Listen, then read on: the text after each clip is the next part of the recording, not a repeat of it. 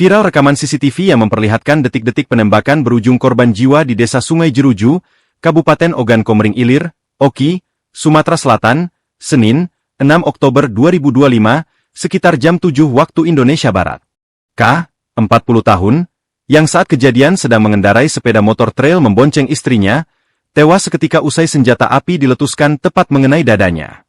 Tindakan itu dilakukan R, 25 tahun, yang sempat melarikan diri usai kejadian namun kini sudah berhasil ditangkap polisi.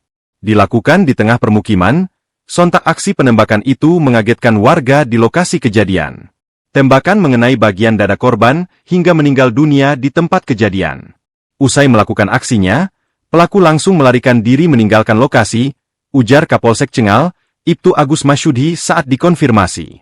Berdasarkan informasi istri korban yang menjadi saksi mata, kejadian bermula saat keduanya sedang berboncengan menggunakan sepeda motor dalam perjalanan pulang ke rumah setelah berkunjung ke rumah keluarga.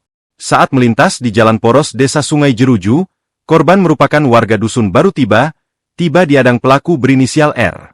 Pelaku ini muncul dari balik mobil dan langsung melepaskan tembakan dengan senjata api rakitan, Senpira, sebanyak 1 kali.